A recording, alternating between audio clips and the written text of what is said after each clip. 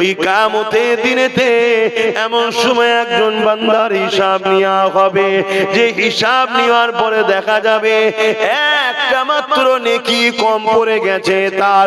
আল্লাহ পাক বলবে বান্দারে তোমার যদি আর একটা নেকি থাকতো বান্দা তাহলে আমি আল্লাহ তোমাকে জান্নাতি করে দিতাম। এ বান্দারে একটা নেকি কম তোমার পড়ে গেছে। সবাইকে কিয়ামতের দিন দাঁড়াতে হবে, ময়দানে মাশর সবাইকে উঠতে হবে। ওই দিন আল্লাহ পাক কিন্তু বিচারটা নেবে। তিনি হাকামুল হাকিমিন হবে, নাই বিচারক নাই পরাণ নাই বিচারক হবে। আমাকে ওই দিন উঠতে হবে, আপনাদেরকে উঠতে হবে, বাবা আদমকে উঠতে হবে, আম্মা হাওয়াকে উঠতে হবে। তামাম নবীরা ময়দানে মাশরে থাকবে, আমি আপনিও থাকবো। কিয়ামতের সেদিন পর্যন্ত সবাইকে ওই ময়দানে মাশরে উঠতে হবে। আমার আম্মা জানেরা আপনাদের কই ময়দানে মাশরে উঠতে হবে। মনে রাখবেন এই দিনটা এত কঠিন দিন হবে যেদিন মাথার এক বেজা ইখতিলাফ এক হাত উপরে আল্লাহ সূর্য নামিয়ে দেবে। মাথার খেনুগুলো গলে গলে ওই সূর্যের তাপেতে জমিনে পড়তে থাকবে এবং জমিনটা লোহা যেমন আগুনে দিলে পুড়ে পুড়ে লাল হয়ে যায়, ওই সূর্যের তাপেতে জমিনটা লাল হয়ে যাবে। অনেকে আছে তোমাকে ভালোবাসা দিয়ে অন্যায় দেখার পর চুপ থেকে তোমাকে ভালোবাসা দিয়ে শুধু তোমার থেকে সে নিজের ফায়দাটা বুঝে নেবে। শুনছো তো? অনেকে আছে তুমি অন্যায় করবে দেখবে তাও তোমাকে ভালোবাসা দিয়ে নিজের ফায়দাটা লুটে নেবে। আমি পারি, কিন্তু না আমি সেই রকম ভালো তোমায় বাসি না, তাই অন্যায় দেখলে ধরি না। কি দরকার আছে? তোমার ছেলে মোবাইল দেখে বড় হলে তোমাকে পিটবে, তো আমার কি যায় আসে? আমি আমার ছেলেকে আলহামদুলিল্লাহ চেষ্টা করি, যত যাই হোক কেঁদে কোকিয়ে গেলেও মোবাইলের সাথে কোনো সম্পর্ক নাই। তুই একদিন কাঁদবি, দুদিন কাঁদবি, আর মোবাইল থাকলে সারা জীবন কাঁদবে ছেলেরা। এই মোবাইল এত খারাপ জিনিস। আর যেদিন বড় হয়ে যাবে বুঝতে শিখবে সেদিন ওর পয়সা ও কিনুক না, সেদিন প্রয়োজনের জন্য কিনবে, সেদিন ভালো হবে। আসেন জি কথা আলোচনা করতেছিলাম কিয়ামতটা তো কঠিন দিন হবে। আল্লাহ নবী জানিয়ে দিলেন যে দিনেতে বাপ ছেলে হবে না, ছেলে বাপের হবে না, মা মেয়ের হবে না, মেয়ে মায়ের হবে না। এক কথাও চিনে না চিনার ভান করবে। ওই কিয়ামতের দিনেতে এমন সময় একজন বান্দার হিসাব নেওয়া হবে যে হিসাব নেওয়ার পরে দেখা যাবে একটা মাত্র নেকি কম পড়ে গেছে তার। আল্লাহ পাক বলবে বান্দারে তোমার যদি আর একটা নেকি থাকতো বান্দা তাহলে আমি আল্লাহ তোমাকে জান্নাতি করে দিতাম। এ বান্দারে একটা নেকি কম তোমার পড়ে গেছে। আজকে যত কোনো মানুষ এখানে বসে আছে বলুন তো দেখি প্রতিটা মুহূর্তে আপনাদের বসে থাকা দরুন নেকি হচ্ছে না হয়নি? এক তো জান্নাতের বাগান, আবার নবীর একটা কথাকে মানছো। রাসূল বলেছেন মাহফিলে গিয়ে বসতে নবীর ওই কথার সুন্নাত পালন করছো, তাহলে নেকি হচ্ছে তো। কিয়ামতের দিনে একটা নেকি কম পড়ে যাওয়ার জন্য লোক ধরা পড়ে যাবে।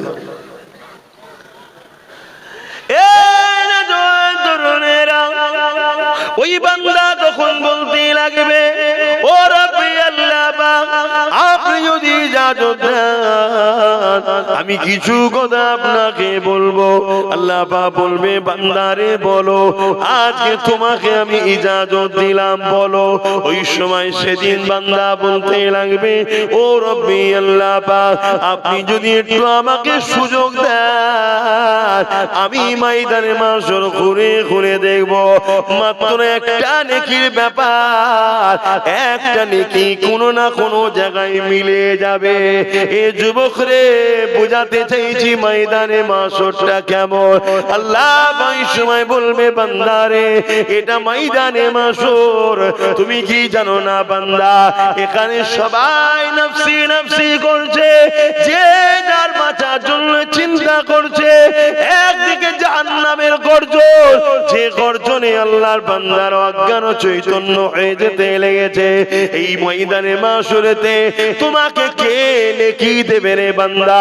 ওই সময় বান্দা বলতে লাগবে আল্লাহ এই ময়দানে মাশরে আমার জনম দুঃখিনী মা রয়েছে, মায়ের থেকে আপন কে হয়? যে মা আমাকে কত বড় করেছে, আদর করে লালন পালন করেছে, আমার জন্য আব্বার কাছে কত বকা খেয়েছে, আমার জন্য কত রাগ মুখ খেয়েছে। ওই মা যিনি আমার জন্য কত যন্ত্রণা ব্যথা সহ্য করেছে, সেই মা ওই ময়দানে মাশরে রয়েছে। আল্লাহ পাক আপনি যদি বলেন একবার মায়ের কাছে গিয়ে দেখবো, বাপও রয়েছে বাপের কাছে যাব, স্ত্রী রয়েছে স্ত্রীর কাছে যাব, বন্ধু রয়েছে ভাই রয়েছে বোন রয়েছে, কেউ না কেউ তো একটা নেকি দিয়ে দেবে। আল্লাহ পাক তাহলে আমি নাজাত তো পেয়ে যাব। ওই সময় আল্লাহ পাক বলবে হে আমার বান্দারে এই ময়দানে মাশরে কেউ কারো হবে না। বান্দা তুমি যখন জানতে চাও দেখতে চাও বান্দা আমি তোমাকে নিরাশ করব না, যাও দেখো কেউ তোমাকে একটা নেকি দান করে কি দেখো। আল্লাহ যে এইটুকু সুযোগ দিচ্ছে সেদিন এটাও আলহামদুলিল্লাহ, বলুন আলহামদুলিল্লাহ।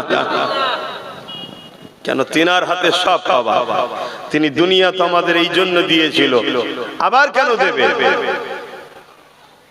কিন্তু না, আল্লাহ তথাপিও সেদিন দিয়েছে। ওই সময় আমার আল্লাহ পাক বলবেন যাও, যে দেখো বান্দা যাবে যে ঘুরবে মায়ের কাছে যাবে, মা কি সমস্যা হলো একটু সরে যান না,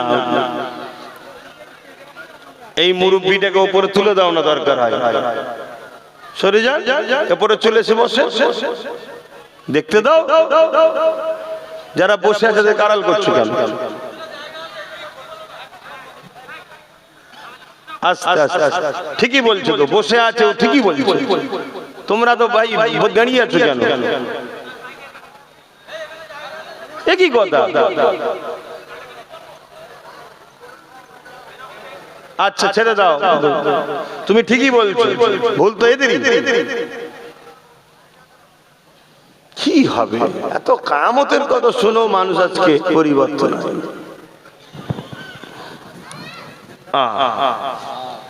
কিয়ামতের দিন আল্লাহ ঘোষণা দেবে, ন্যায়বাদী সত্যবাদী মানবতাবাদী আর জালিম অত্যাচারী দুজনের কাতার আলাদা হয়ে যাও, ন্যায়বাদীদের থেকে বেরিয়ে যাও, আলাদা হয়ে যাও। তুমি কি ভাবছো আমি আলাদা হব না, রয়ে যাব নাকি? এটা কি আব্বাস সিদ্দিকীর হুকুম নাকি যে বসে যাও, বসছো না? আসল কথা সব জিনিস বুঝিয়ে বলা যায় না, কিছুটা অনুভব করতে হয়। যখন একটা বিমার হয়, একটা পেটের যন্ত্রণা যখন হয়, আমাদের কি দশা হয়? সামান্য একটা পেটের যন্ত্রণায় জন ছেলে যখন হয় কাতরায় যাবে, কখনো কখনো হসপিটাল ঘুরতে যাবে, দেখবে বিমারদের কি হচ্ছে। কখনো কখনো কবরস্থানের ধারে যাবে যে দেখবে তোমাদের মতো এরকম সব রক্ত গরমওয়ালা জন ছিল একদিন, তাদের হাঁ হয়ে পড়ে আছে, ভেতরে কি দেখা যাচ্ছে না, হাড় হাড্ডি পড়ে আছে। শুনছো আমার ভাইগুলো, বেশি গরম ভালো নয়, একটু পরিবর্তন হয়। জানি হালকা বয়সে একটু হয় রে বাবা, কিন্তু এত গাফলতি কেন? একদিকে জালিমরা ইসলামকে মিটাতে উঠে পড়ে লেগেছে, সারা দুনিয়ায় হচ্ছিল, এখন সেটা আমার দেশে ঢুকে গেছে, দেশ থেকে দূরে এখন কান মুতে আমার রাজ্যে চলে এসেছে। কলকাতায় র্যালি হচ্ছে, মিছিল হচ্ছে, কলকাতায় প্রকাশ্য মিডিয়ার সামনে বলছে হিন্দু রাষ্ট্র বানাতে হবে, ইসলাম মুক্ত সমাজ গড়তে হবে। এটা হিন্দু রাষ্ট্র নাকি? এটা তো গণতান্ত্রিক দেশ। তাহলে এই রাষ্ট্রে হিন্দু রাষ্ট্র বলাটাই হলো সাম্প্রদায়িক। কই তার বিরুদ্ধে পুলিশ অ্যাকশন নিচ্ছে? কিন্তু একজন যদি শুধু বলে যে এই রাষ্ট্রকে, এই রাজ্যকে ইনসাফের উপরে, ন্যায়ের উপরে, মানবতার উপরে, সম্প্রীতির উপরে, ভ্রাতৃত্বের উপরে যার নাম ইসলাম আনতে হবে, বাস অমনি তার বিরুদ্ধে এফআইআর হয়ে যাবে, তাকে ধরে নিয়ে ভরে দেওয়া হবে। শুনছেন তো নাকি? কিন্তু একটা সংবিধান বিরোধী চরম অন্যায় কথা প্রকাশ্য বলা হচ্ছে, ভারত থেকে ইসলামকে মিটিয়ে দেওয়া হবে, ইসলাম মুক্ত ভারত চায়, মিডিয়াতে দেখাচ্ছে। আমার কলকাতাতে বিজেপি এলাকা গুলোই তো হচ্ছে রে বাবা, বিজেপিরাও তো তারা তো চাইছে হিন্দু রাষ্ট্র বানাবো। শুনছেন তো নাকি? তারা তো চাইছে। আর তুমি যতই যাদেরকে সেকুলার মনে করো, সব ভেতরে ভেতরে কিন্তু এক হচ্ছে। শুধু তুমি হাঁ করা হয়ে বসে আছো, তুমি শুধু হাঁ করা হয়ে বসে আছো, তোমার হুঁশই নাই কি হচ্ছে ভেতরে ভেতরে। কথা বুঝে আসছে? গোস্ত গোস্তই হয়, উজুড়ি উজুড়ি হয়। তুমি যতই চেষ্টা করো উজুড়িকে গোস্ত বানাবার আর গোস্তকে উজুড়ি বানাবার, কখনোই সম্ভব নয়। সেদিন আর নেই যেটা আগে দেখেছিলে, এখন সিচুয়েশন আলাদা। তো যা কিছু কথা বললে তোমাদের পছন্দ হবে না, নেবে না, আর কি বলবো, যা খুশি করো। তবে সজাগ করার দায়িত্ব আছে, তাই সজাগ করছি। এত বড় একটা কথা, পুরো সংবিধানকে মিটিয়ে দেওয়ার কথা, হিন্দু রাষ্ট্র হবে, ইসলামদেরকে রাখা যাবে না। বাংলার কলকাতাতে হচ্ছে, মিডিয়ায় দেখাচ্ছে, তার বিরুদ্ধে পুলিশ অ্যাকশন হয়েছে।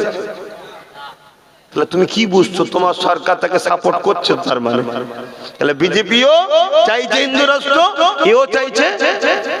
এই জন্য এরকম সব জায়গায় মন্দির তৈরি করছে আর মসজিদ গুলো সব ভাঙছে। নিউ টাউনে মসজিদের জায়গা চুরি করে বিক্রি করছে, করছে না, করে না? তাহলে এদের উদ্দেশ্য হলো ইসলামের পেহচান রাখবো না। আর সেই জায়গায় তোমার আমার কওমের একদল মুসলমান আবার এদের সাথ দিচ্ছে না, দেয় না। তারা মুসলমান, তুমি আমি দেখছি, তারা মুসলমানরাই অলরেডি ইসলাম থেকে অনেক আগে বেরিয়ে গেছে। এই ভারতবর্ষে একটা হলো অমুসলিম মুসলমান হয়েছে না? কথা বলো, হয়েছে না? হয়নি? লাখ লাখ হচ্ছে আমি জানি, কিন্তু সেগুলোকে আমাদের সামনে আসছে। ঠিক তেমনই অনেক মুসলিম ঘরের ছেলে শিক্ষার অভাবে হোক আর কপাল ফাটা হয়ে হোক ইসলাম থেকে বেরিয়ে গেছে না, যায় না? কথা বলছে না? তো সেইগুলো কারা? সেগুলো কোনো খবর আছে না? সেগুলোকে এই নাম টাম সব রেখে দেওয়া হয়েছে, ওদেরকে চেঞ্জ করতে দেওয়া হয়নি। তাদের দ্বারা ইসলাম বিদ্বেষীরা কাজ করাচ্ছে, তাদেরকে পিছন থেকে অর্থ দিচ্ছে, তাদেরকে অস্ত্র দিচ্ছে, তাদেরকে প্রশাসনিক পাওয়ার দিচ্ছে, দিয়ে বলছে তোরা মুসলমানদের নেতা হয়ে থাক, সময় যখন আসবে তোরা চেঞ্জ হয়ে এইদিকে চলে আসবি, কেন মুসলমানকে কন্ট্রোল তোরা কর। তোদের হাত থেকে ফসকে গিয়ে যদি কোনো নবী খানদানের হাতে চলে যায়, তাহলে তো আমাদের চামড়া গুটিয়ে ফেলবে। কথা বুঝে আসছে না? না, এই জন্যই পরিকল্পনা চলছে, কিন্তু আমাদের তো হুঁশি নাই, আমাদের কোনো খেয়ালই নাই। আমরা ভাবছি কোন রকম 200 টাকা যদি হয়ে যায় দিনটা কেটে যাবে। চলো কার পিছনে ঘুরলে, কার চামচাগিরি করলে 200 টাকা পাওয়া যায়। দেখ কি এটা এক শ্রেণী মুসলমান এটা করছে না? করে। আজ নয়, আলহামদুলিল্লাহ, বলে বলে বলে বলে বলে একটু হলেও মুসলমান জেগেছে না জাগেনি? এটা আওয়াজ দিয়ে বলুন না, জেগেছে। কিন্তু আবার যদিও জায়গায় আমার মতো কত হুজুর, কত মৌলী সাহেব, কত বক্তা ঘুম পাড়াবার চেষ্টা করছে, কতজন আবার বিভাজন করতে চাইছে। আছি 10 জন একসাথে, বলছে 2 জন ওখানে চলে যা, 2 জন এখানে চলে যা, তা 4 জন চলে গেলে 6 জন কম হলো না? হলো না? এতদিন তারা কোথায় ছিল? এতদিন কোথায় ছিলিস? হঠাৎ করে এরকম মুসলিম দরদি হয়ে গেলি কি করে? তাহলে ভাবতে হবে না, এই যে হঠাৎ করে আমরা যে ঐক্য হচ্ছি, এই খবর ওদের কাছে আছে না? না, তোমার গ্রামে ওদের লোক আছে, তোমার পাড়ায় ওদের লোক আছে, এই জলসায় ওদের লোক আছে, আমি যা বলছি সব রেকর্ডে ওদের কাছে যায়। তাহলে তোমার খবর ওদের কাছে আছে না? না, তোমার হাড়ির খবর জানে, তোমার ফ্রিজের খবর জানে, সব খবর তোমার জানে। তা দেখছে তে সবাই এক হচ্ছে, এক হয়ে যদি সব কটা নওশাদের পাশে দাঁড়িয়ে যায়, আর অন্য দিক দিয়ে যারা বঞ্চিত গরিব আছে তাদের মধ্যে থেকে যদি 15-20% কোনোদিন চলে আসে, বাস এ তো ক্ষমতায় চলে আসবে। তাহলে আমাদেরকে যে মিটাবার যে কথা হচ্ছিল, কলকাতার বুকে দাঁড়িয়ে ইসলাম রাখা যাবে না, হিন্দু রাষ্ট্র করতে হবে, আর নওশাদ তো সংবিধানকে মান্যতা দেয়, দেখতো নাকি? তাহলে তো সমস্যা হয়ে যাবে। এজন্য টুকরো টুকরো করে দাও, এসব প্ল্যান চলছে, তোমার আমার তো খেয়াল নেই। যাক একটুখানি এসেছিলাম এদিকে, আবার ফিরে যায় ময়দানে মাশরের কথা বলছিলাম। এ যুবকেরা মনে রেখে দিও, দুনিয়াদারির মধ্যে দিয়ে আখিরাতের কল্যাণ রয়েছে। একটা মাত্র নেকি, যার জন্য আল্লাহ বান্দাকে বলছে, বান্দারে তোমার যদি আর একটা নেকি হতো, আমি আল্লাহ তোমাকে নাজাতটা দিয়ে দিতাম। বান্দা আল্লাহ পাকের কাছে আরজু করলে, ও রব্বি আল্লাহ আমাকে সুযোগ একটা দেয়া হোক, আমি ময়দানে মাশরে একটু ঘুরে ঘুরে দেখি কেউ যদি আমাকে একটা নেকি দিয়ে দেয়। আল্লাহ বলল, যাও বান্দা, আমি তোমাকে সুযোগটা দিয়ে দিলাম। বান্দা নেকি খুঁজতে বেরোলো। এই পর্যন্ত মনে রাখেন, পরে বলছি অপর দিকে আর একটা বান্দা যাকে আল্লাহ হিসাবের জন্য ডেকেছে, ওরে আমার বান্দার হিসাবটা দে রে বান্দা। বান্দা এই সময় হিসাব দিতে লেগেছে, দিবার আগে আল্লাহ পাককে বলতে লেগেছে, ও রব্বি আল্লাহ পাক, আপনি আমার হিসাবটা নেবেন না, কারণ আমি দুনিয়া জমিনে অন্যায় আর অন্যায় করেছি, পাপ আর পাপ করেছি। আল্লাহ আল্লাহ কোনো ভালো কাজ আমি করতে পারিনি, তাই আল্লাহ আপনি আমার হিসাবটা নিয়ে সবার কাছে অপমানিত না করে গোপনে গোপনে আমাকে জাহান্নামে দিয়ে দেন। বান্দা নিজে থেকেই সারেন্ডার, যাই ভালো কাজ করিনি, আমাকে আপনি জাহান্নামে দিয়ে দেন। আল্লাহ বলবে, লা তাকনাতু মির রাহমাতিল্লাহ, আমার রহমত থেকে নিরাশ হও না বান্দা, একবার তোমার আমলনামাটা দেখাও না। বলুন সুবহানাল্লাহ।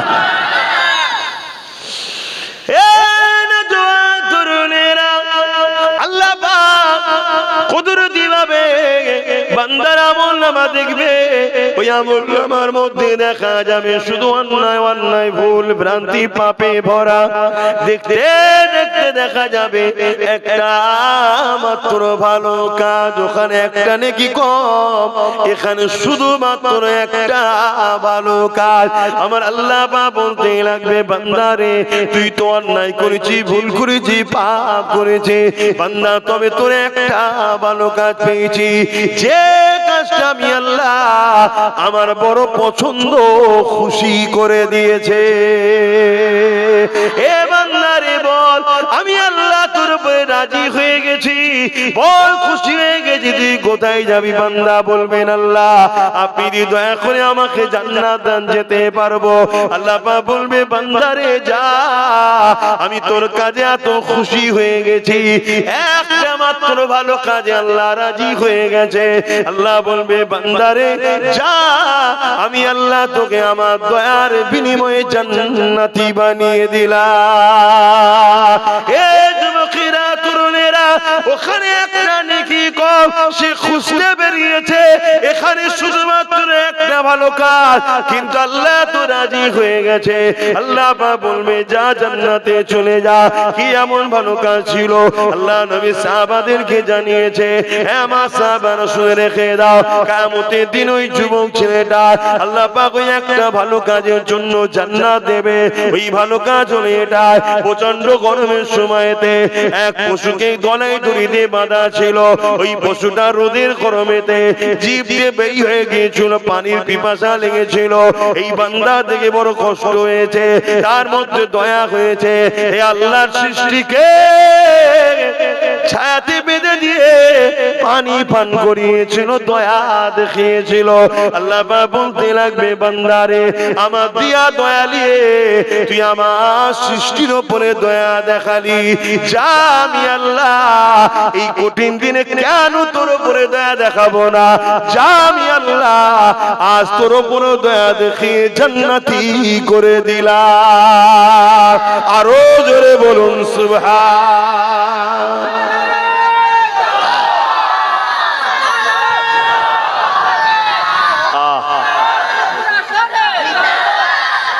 ভাবেন, যেদিন পশুটা বাঁধা ছিল, অসহায়, সে যেতে পারছে না, রোদে ছটফট করছে, পিপাসা লেগেছে, ওই অবস্থায় বান্দা তার উপরে দয়া দেখিয়েছে। ময়দানে মাশরে আমরা অসহায় না, অসহায় নয়?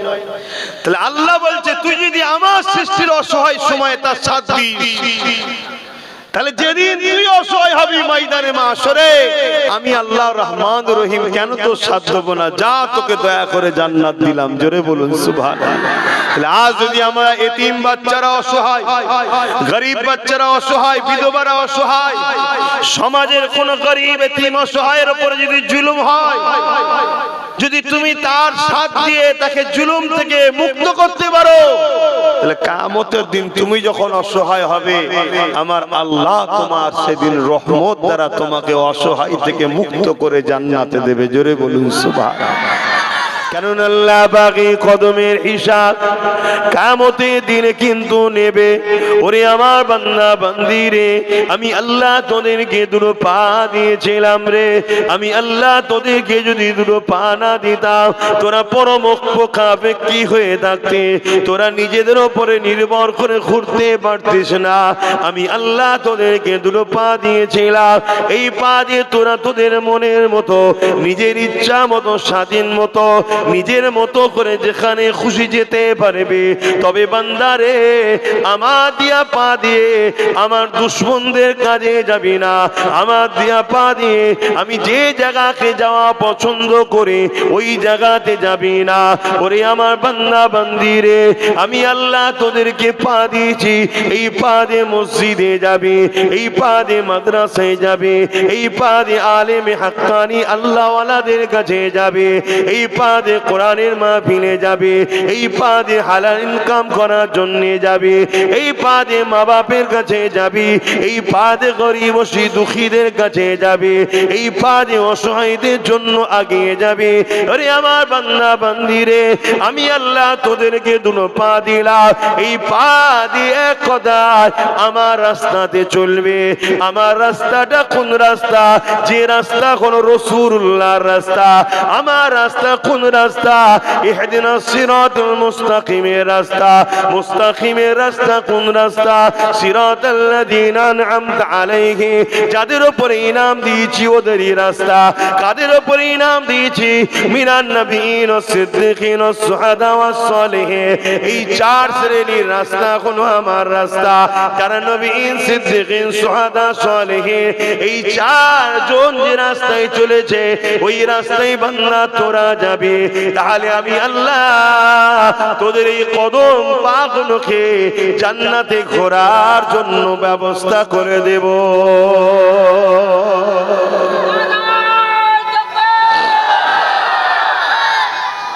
আল্লাহু আকবার, জিন্দাবাদ। আর নচেত যদি বুরাই রাস্তায় যাস, শয়তানের রাস্তায় যাস, ধোকার রাস্তায় যাস, গানে যাস, যাত্রায় যাস, ফাংশনে যাস, সিনেমায় যাস, ফাসেকদের কাছে যাস, বেফজুল বেশরিয়াতি কথা, সমাজ বিরোধী কথা, ইসলাম বিরোধী কথা, শরাবি, জালিম, ইসলাম বিরোধী যারা, তাদের কাছে যদি আমার দিয়া পা দিয়া গিয়ে বসিস, মনে রাখিস আমি আল্লাহ এই পায়ের কিন্তু হিসাব কিয়ামতের দিন লব। ওয়াল তানজুরু নাফসুম মা কদ্দামাত, এটাই নফসকে আল্লাহ ভাবতে বলেছে। বান্দা আমি তোদেরকে হাত দিলাম, এই হাতে তোরা তোদের প্রয়োজনের কাজ মিটাবি। এই হাতে বান্দা হালাল ইনকাম করবি। এই হাতে বান্দা বান্দি রে, এমন করে তোরা তোদের প্রয়োজনের কাজ মিটাবি। ওরে আমার বান্দা বান্দি রে, এই হাতে গরিবকে সেবা করবে, এতিমদের সেবা করবে, মা বাপের সেবা করবে। আবার এই হাতে বান্দা আমি আল্লাহ আমার কাছে হাত তুলে দোয়া চাইবি। ওরে আমার বান্দারে, এই হাত আমি আল্লাহ দিয়েছি, এই হাত দিয়ে মসজিদ বানাবি। যারা মসজিদ ভাঙবে তাদের বিরুদ্ধে লড়বি। এই হাতে মাদ্রাসা বানাবি, যারা মাদ্রাসাকে ভাঙবে তাদের বিরুদ্ধে হাত দিয়ে লড়বি। ওরে আমার বান্দারে, আমি আল্লাহ তোদেরকে হাত দিয়েছি, এই হাত দিয়ে আবার আমার পবিত্র কোরআন, এই কোরআনের দুশমন যারা তাদের বিরুদ্ধে লড়বি। আর তোরা আমার কোরআনকে এই হাত দিয়ে ধরে বুকে করে চেপে ধরবি, তেলাওয়াত করবি। এই জন্য আমি আল্লাহ তোদেরকে দুটো হাত দিয়েছি। এই রাস্তায় যদি চালাতে পারি তার মানে আখিরাতের কামিয়াব। এই হাতে ইনকাম করব, এই হাতেই খাবো, এই হাতেই নিজের প্রয়োজনের কাজ মিটাবো, এই হাতেই মা বাপের সেবা করব, এই হাতেই বাজার করব, এই হাতেই হালাল কিনবো, এই হাতেই গরিবকে দান করবো, এগুলো সব আল্লাহর রাস্তায়। কিন্তু এই হাতেই যদি আবার ইসলাম বিদ্বেষীদের ঝান্ডা ধরি তাহলে শয়তানের রাস্তায় চলে গেলাম। এই হাতকে চালালাম, আল্লাহর বিচার নেবে, কিন্তু হাতের হিসাব যাবে। আমি গল্প বলছি না আপনাদেরকে, আমার কথা নিতে পারছেন তো? হ্যাঁ, গল্প বলছি, আল্লাহ হিসাব নেবে।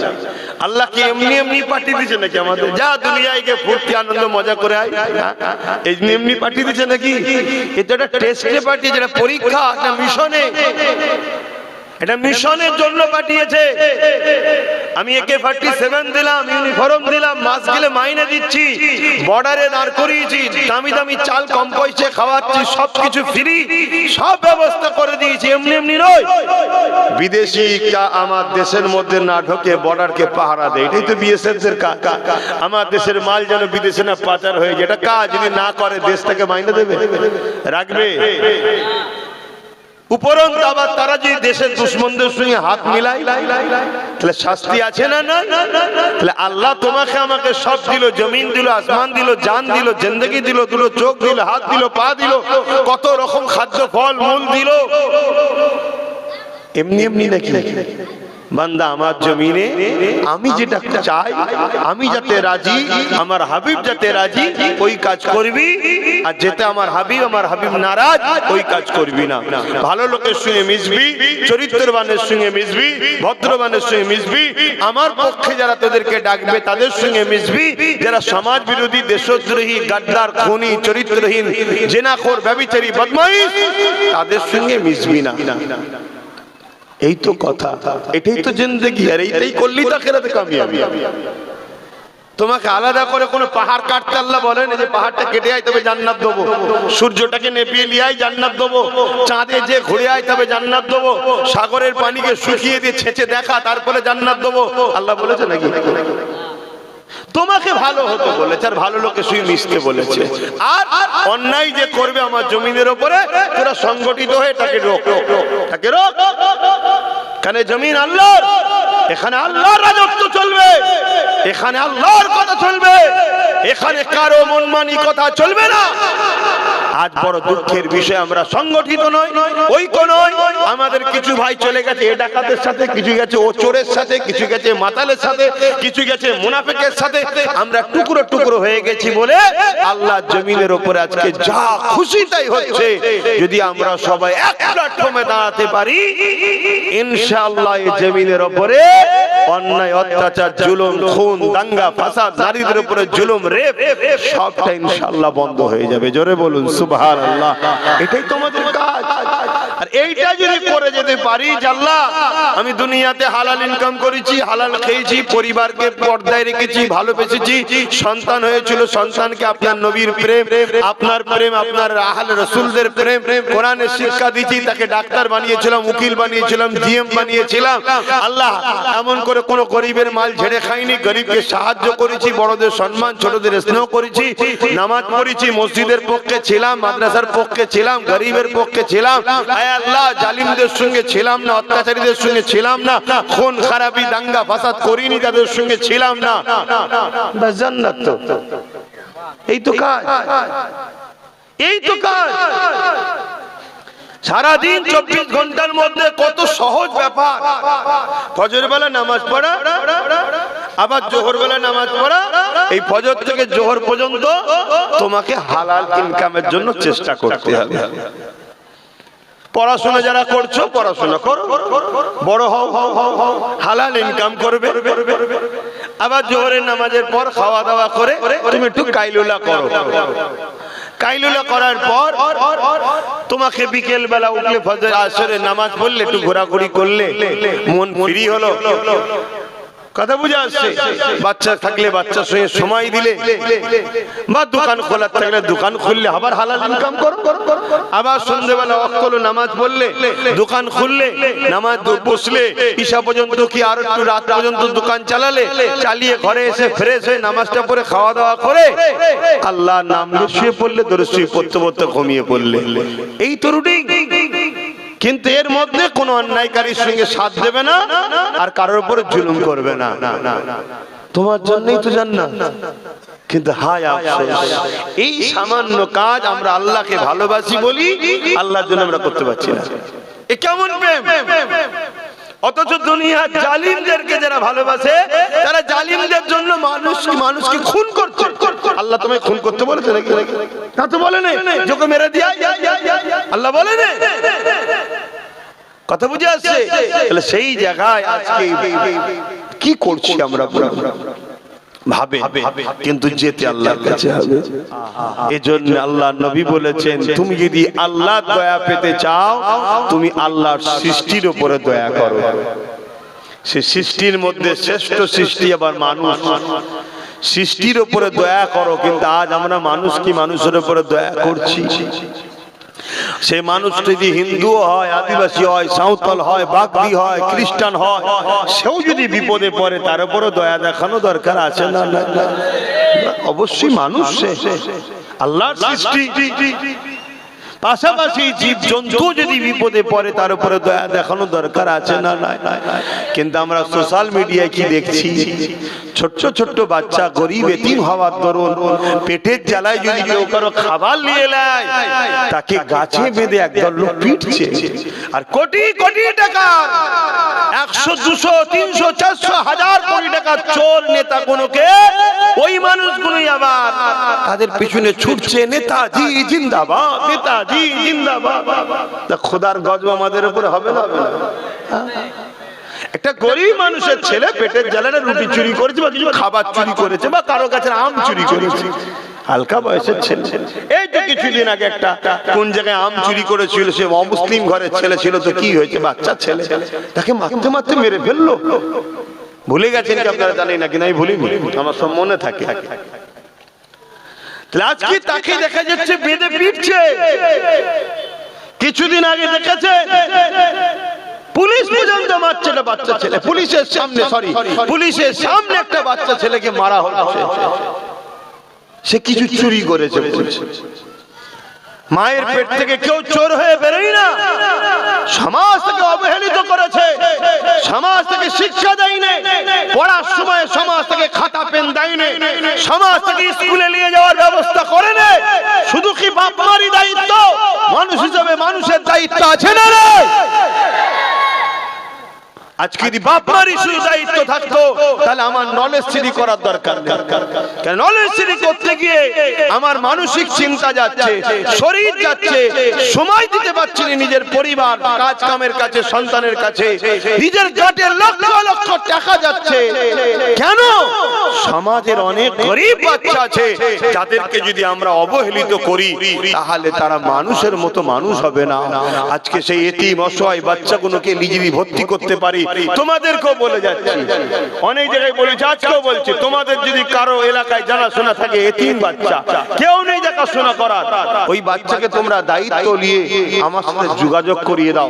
ওই বাচ্চাকে সম্পূর্ণ ফ্রিতে আমি তাকে পড়িয়ে জেনারেল লাইনের শিক্ষা, নলেজ সিটিতে মাদ্রাসা করছি না, আমি জেনারেল লাইনের শিক্ষা করছি। মাদ্রাসা আছে, আমি 50টা মাদ্রাসা চালাই। আরো অনেক হুজুরদের, অনেক মৌলানাদের মাদ্রাসা আছে না? নাই ভাই, মাদ্রাসা দরকার আছে। আছে তো, কে বলেছে না? এই গ্রামে হয়তো মাদ্রাসা আশপাশে আছে। কি আছে মাদ্রাসা আশপাশে? এই বল্লভপুরে তো একটা মাদ্রাসা চলছে, মাদ্রাসার দরকার আছে। কিন্তু সব মৌলভী সাহেব বলে হবে? আমাদের কিছু ডাক্তার, কিছু পুলিশ, কিছু জজ, কিছু ডিএম, কিছু আইএস, কিছু আইপিএস দরকার আছে না? আমাদেরই বাচ্চারা যারা ডাক্তার হবে মৌলভী সাহেবের কাছে বসে অশ্বনে দিন শিখবে। আবার যখন মৌলভী সাহেব অসুস্থ হবে ডাক্তার কাছে যাবে, হুজুর এসেছেন, কি হয়েছে বাবা? আমার এই হয়েছে। আচ্ছা হুজুর আমি ট্রিটমেন্ট করে দিচ্ছি। তাহলে এখান থেকে তুই ফায়দা নিবি, ওখান থেকে তুই ফায়দা নিবি। আর না হয় মুসলমান হওয়ার জন্য আগামী দিন চিকিৎসাই করবে না? কি করছে না? করে না?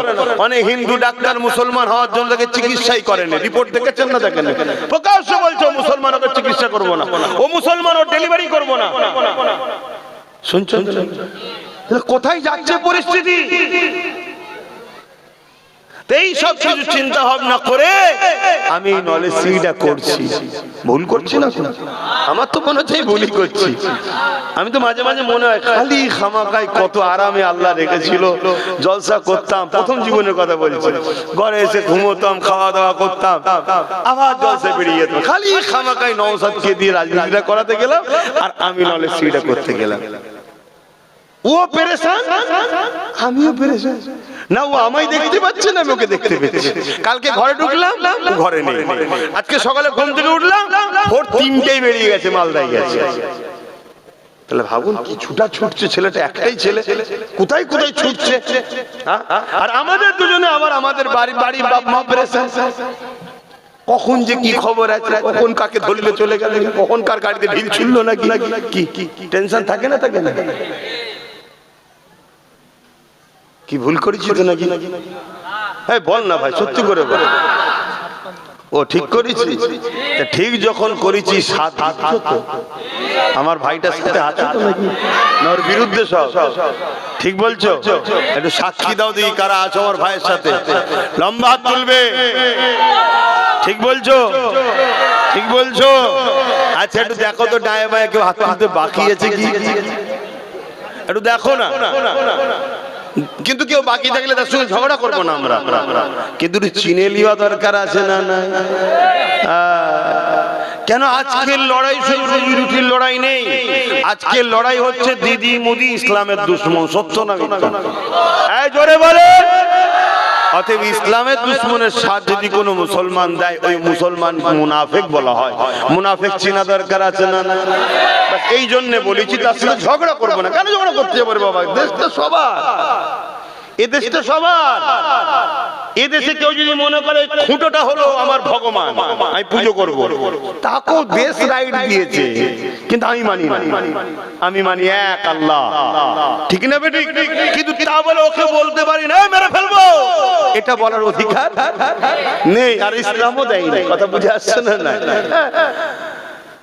তো সেই জায়গায় যদি কোনো আমার মুসলিম ঘরের ছেলে আজকে যদি ইসলামের দুশ্মনকে এখনো সাপোর্ট করে, তার স্বাধীনতা আছে, কিন্তু চিনে লিওয়া দরকার আছে না যে এইটা ঘোলা আন্ডা আমাদের নেন। আমাদের ঘরে হয়েছে, কিন্তু আন্ডা ঘোলা হয়ে গেছে, কাল লিয়া যাবে না, এতে দূরে থাকা দরকার। কেন এই বাহ্যিক আমাদের ভেতরটা জালিমদের। কথা বুঝে আসছে না? না এটা মাথায় রাখা দরকার আছে তো নাকি? এই কথাগুলো একটু বুঝিয়ে দিচ্ছি, অসুবিধা হচ্ছে? আজান দিলে শোনা যাবে? হ্যাঁ, তা আসলে একটু সালামটা দিয়ে এলি একবার। ইয়া নবী সালাম।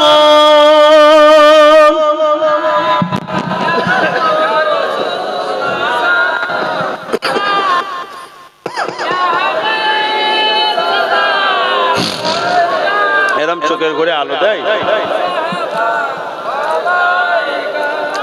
আচ্ছা আমার ভাইয়ের সঙ্গে তো সবাই আছে শুনলাম, আমার সঙ্গে আছেন তো নাকি? আমার সঙ্গে কারা কারা আছে একটু হাত তুলে দেখান। মারহাবা, আলহামদুলিল্লাহ। এটা সত্য? ভাববেন আমরা দু ভাই আলাদা নয়, আলাদা নয়, আমরা দু ভাই এক। ও আমার জান, আমি ওর জান। কথা বুঝে আসছে? কিন্তু দুজন দুটো কাজ করি। ও দেশ ও দেশবাসীর সেবা করতে নেমেছে, আমিও মানুষেরই সেবার জন্য নলেজ সিটি করছি এবং ধর্ম প্রচার করি। কথা বুঝে আসছে? তো সেই জায়গায় ভালো তো বাসেন বললেন, আমার নলেজ সিটির দাতা হয়েছেন আপনারা। বাৎসরিক নলেজ সিটি কি ফু দিলে হয়ে যাবে তো নাকি? নলেজ সিটির মাঠে যদি যে বলি হয়ে যা হয়ে যা হয়ে যা হয়ে যা হয়ে যাবে তো? আজকে যাওয়ার সময় আমার যে অফিস ইনচার্জ আলা বলছে এই বালিটা পড়েছে, আমি কত দাম? বলছে 65,000 টাকা 1 কিলো বালি। কিছুদিন আগে কিনেছিলাম 75,000 টাকা। আমি যে আর কি করছি, এইটুকু বালির দাম 65,000 টাকা। তাহলে বলুন দাম কোথায় গেছে? আপনারাও তো কেনাকাটি করেন নাকি? দাম কোথায় গেছে বলুন? এবার ছেলে বাড়ছে তো, এ তো দ্বিতীয় বছর, এর পরে 3 বছরের মাথায় দেখবেন আরো বাড়বে। বাড়ছে তো, হু করে খবর চারিদিকে ছড়াচ্ছে তো, বাড়ছে। তো ছেলে যখন বাড়বে আমাকে তো রুম বাড়াতে হবে না, ছেলেদের রাখবো কোথায়? ছেলেদেরকে ক্লাস করাবো কোথায়? এক এক বছরে ক্লাস বাড়ছে, 4 থেকে 8 ক্লাস পর্যন্ত চলছে। এর পরে বছর যে হবে আবার 9 ক্লাস, 1 ক্লাস বেড়ে গেল, একটা রুম রুম রুম রুম। আবার তারপরে বছর মাধ্যমিক, তারপরে বছর 11, তারপরে বছর হায়ার সেকেন্ডারি, পার বছর যাবে এক ক্লাস করে বাড়ছে। দোয়া করেন আল্লাহ তৌফিক দেয়, বুন আল্লাহুম্মা আমিন। কিন্তু আমি বলতে চাইছি ফু দিলে হয়ে যাবে? ভালোবাসেন বলে ভাইজান জিন্দাবাদ বললেই হয়ে যাবে? সবাইকে সাথ দেওয়া দরকার আছে না? আমি সবার কাছে একটা করে বই করতে বলেছি, নিশ্চয়ই শুনেছেন, করেছেন আপনারা? বলুন, করেছেন? প্রত্যেক জুম্মায় দরবারে থাকি, জুম্মায় যখন যাবেন গিয়ে ওই বইটা করবেন। মা বোনেদের জন্য বছরে 500 টাকার একটা বই করবেন, বাপ ভাইদের জন্য বছরে 1000 টাকা। দিতে অসুবিধা আছে? ওই বইটা নেবেন, 1000 টাকা আমি সই করে দেবো। আবার 26 সালে 1000 টাকা দেবেন, আবার সই করে দেবো। আবার 27 সালে 1000 দেবেন, আমি সই করে দেবো। আবার 28 সালে 1000 দেবেন, আমি সই করে দেবো। বছরে 1000 দিলে আপনি গরিব হয়ে যাবেন। কিন্তু আমার ভালোবাসার মানুষ সবাই যদি দেন, এবং আমার কাছে হিসাবও থাকছে, কাল তো বলতে পারে তোরা কোথায় পেলেন, তা আমি দেখাবো, দেখুন এত মানুষ দিয়েছে, আমার এত ভালোবাসার লোক বছরে 1000 করে দেয়। আমার মা বোনরা যদি 500 কোটি টাকা বছরে দেয়, মা বোনরা গরিব হয়ে যাবে? কিন্তু এরপরও বলবো দেবো না আর ভালোবাসবো। আপনার কি মনে হয়, ভালোবাসবে? এটা ভালোবাসা? কি মনে হয়? এটা জানতেন না হয়তো, অনেকে জানিয়ে দিলাম। বাপ ভাইদের জন্য ছেলে হিসাবে বাপের কাছে, ভাই হিসেবে ভাইয়ের কাছে বছরে 1000 টাকা আমার লাগবে। দেবেন হ্যাঁ কি না? কারা কারা দেবেন আর একবার হাত তুলে দেখান। আজকের কথা বলছি না, কিন্তু দিতে হবে, এখন বলছি না। হাত তুলে বলেন, লম্বা করে হাত তোলেন যারা দেবেন। দেবেন তো? আপনার যে কোনো শুক্রবারে গিয়ে 1000 টাকা নিয়ে বইটা করে নেবেন। এটা 2025-এ দেওয়া হবে। আর যদি বলেন যে 25 করবো না, 26 থেকে, তাই করবেন। জানুয়ারি মাসে যে কোনো শুক্রবার যাবেন, যে করে নেবেন। এইটাই হলো আপনার পুরুষ যে ভালোবাসেন। কথা বুঝে আসছে না? নাই? আর আমার মা বোনের হাত, ছেলের হাতে, স্বামীর হাতে দেবেন, দিয়ে করবেন কি গো, কষ্ট দিলাম নাকি বলে? সামনে একটা ইংলিশ মিডিয়াম স্কুল 2027-এ আমি চালু করতে চাইছি, কাজ আটকে পড়ে আছে ফাইন্যান্স কমের জন্য। কথা বুঝে আসছে না? নাই? তো সেই জায়গায় ওই স্কুলটা হোস্টেল সহ 15 কোটি টাকা খরচ। কোথা পাবো একা বলে? বলেন কোথা পাবো? কিন্তু আপনারা সবাই যদি বছরে 1000 করে দেন, কারো 1000 গায়ে লাগবে? কিন্তু হবে না? হবে না? হয়ে যাবে। আজান আপনাদের মহল্লায় হচ্ছে? আচ্ছা, আজান হয়ে যায়। হ্যাঁ, আচ্ছা, আজানটা হয়ে যায়। যে যেভাবে আছেন দাঁড়িয়ে থাকেন, আজান দিক, তারপর সালাম দেন।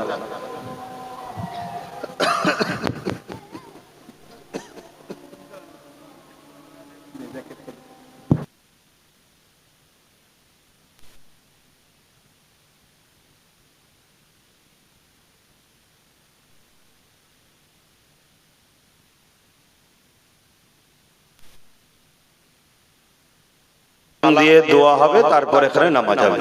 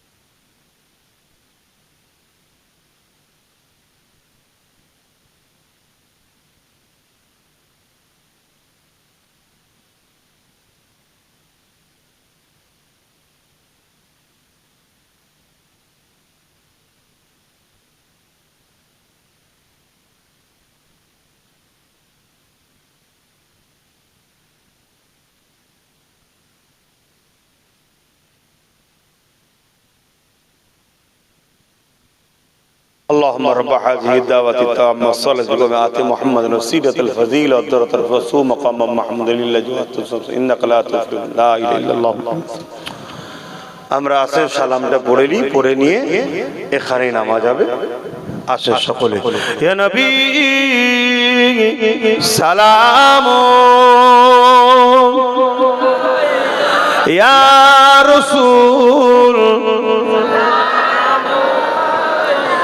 ইয়া হাবিব সালাম সালাওয়াতুল্লাহ কঠিন হাসরের দিনে কি আছে মোদের কপালে গুনাহগার উম্মাত আপনার লইবেন সঙ্গে এ মাহশরে নবী সালাম ইয়া রাসূল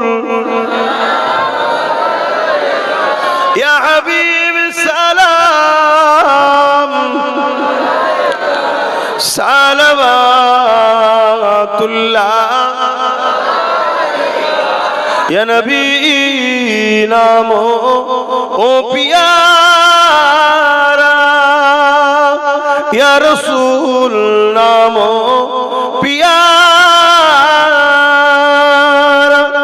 আরশ पर हक ने पुकारा सच पैगंबर हक हमारा या नबी सलाम या रसूल या हबीब सलाम सालवातुल्लाह